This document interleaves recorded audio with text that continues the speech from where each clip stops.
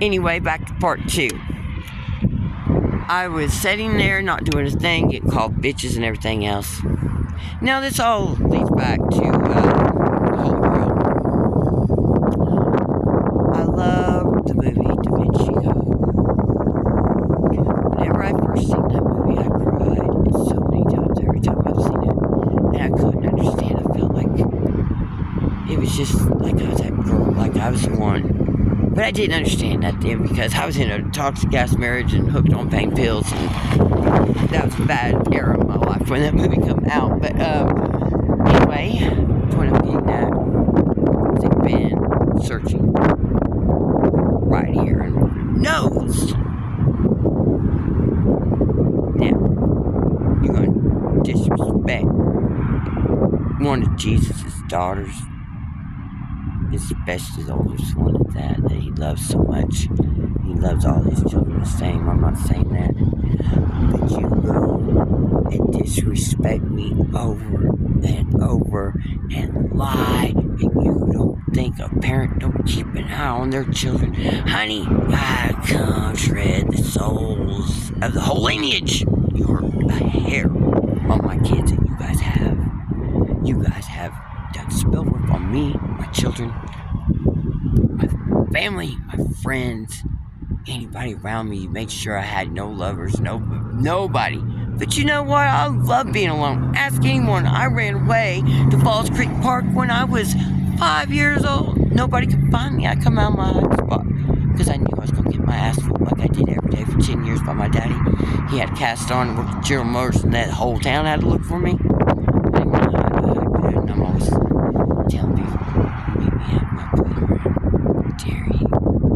The ancestors live there. They'll fucking come get your ass. Now, I'm not playing with motherfuckers out here no more. Honey, I told you, you would all get your karma, and everything I've ever told Indians has come true. All of them tried to tell me I was crazy, that I was out of my mind. Even Wes is over there at the Salvation Army trying to say that I'm crazy and that I'm out of my mind. No, I'm not. And Clarissa's just backing him to the T, and both of them lying and got illegal cameras on us. And only thing they do is run around bitch all day. You can't even get no rides. You can't, nobody's doing nothing over there because there ain't nothing to do. You got to literally walk. They don't even offer to get you any kind of help. You got to beg them. You don't even get breakfast. Wes started setting breakfast out after I made a fuss about it because I said I'm hungry. There's other people that's hungry. We don't get to eat until 11 o'clock, really? And they feel like it's a crime. We don't even have milk half the time. And he said we get one box of cereal. And when Michelle's there, she don't usually set out nothing. Because she's a big, hefty woman. I guess I believe she needs to eat everything. Because they all taking home food and giving it to their friends. They was doing it the other one. And what do you think they're doing over there? And Miss Kendall, fuck you, Father Bradley shelter. Father Bradley, she preaches that he started that shelter. No, he didn't. I got the background on that by a bus driver. He was a good man, done a lot for the community, and they wanted to put something in his name, so they opened up a women's shelter, and they got Kendall.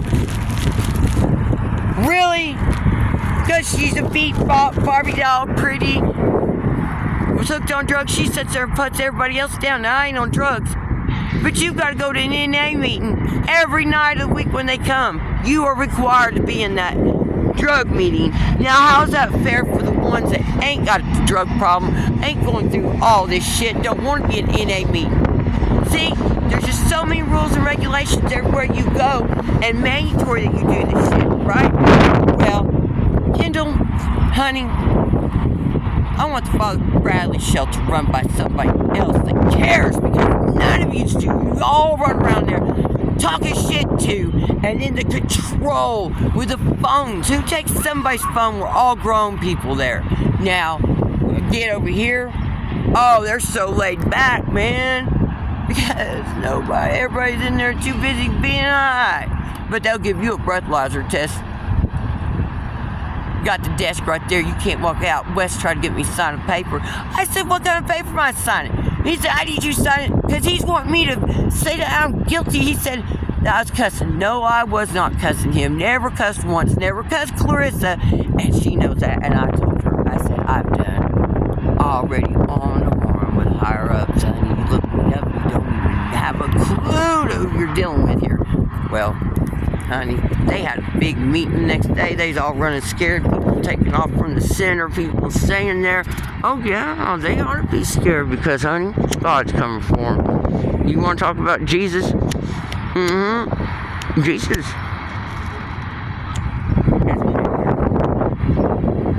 watching, observing with his own two eyes what's going on out here. And well, it's going to end this corruption and torment and the way they're doing the homeless. We don't even hardly get anything to eat. It's sad. It's so sad. And they have to make the meals. You can't even make the meals. You can't even have coffee. But 2 cups. And then when you buy instant coffee, they got control of that and they'll give it to anybody who has everything's got to be community shared. Now, I bought that for Father Bradley's house. I hadn't got food stamps since last year. And I bought them $289 worth of shit. I didn't get to eat none of it. I've been out here hungry. No, one person, but that one man the day I left gave me any money, and the lady at Wendy's, all of them heard me. Women in there, men in there, lots of money, nice cars, big hairdos. Can't even buy a girl a meal. Starving to death. I was so sick yesterday, I was throwing up because I didn't eat. Well, today, I got a way to eat. Robert's making sure I've had a way to eat. My friend there that told what they was doing to me, and then they still kept on doing it to me. I'm not a bully. I've been bullied all my life. Now, I'll sit back and take it for so long, but you don't think I won't stand up for myself or somebody else that don't have a voice for themselves when they're in the right? You got me fucked up. It depends on what you do and how you come and how I'm coming. And yes, the only thing I did is you come back there, Melinda, what are you doing? I was sitting on my bed. I knew he was going to attack me because Robert took off earlier that morning. And he got flying out the door to smoke his cigarette. And they tell you the staff can stand up by the door, but you know, you gotta go. Whatever. I want that goddamn Madisonville Salvation Army burned to the ground! Yeah, and Father Bradley's shelter. Father Bradley's shelter there is under so much negativity between both of them. I wouldn't stay in them. I'd rather stay in the goddamn woods with no sleeping bag than to stay in goddamn shit like that. Who wants to live like that? Who wants to live like that when they're already a tormented soul? And then they reach out to get help from a shelter. And what kind of help is that shelter giving them? You cheat me out, give me 30 minutes. I said, I need time to call somebody. No, I had to leave almost everything I owned. Only thing I brought was my purse and my army bag with very few clothes and the coat I had on. A couple scarves. I had to cut off my jeans, but they made, see, I cut off a pair of my jeans.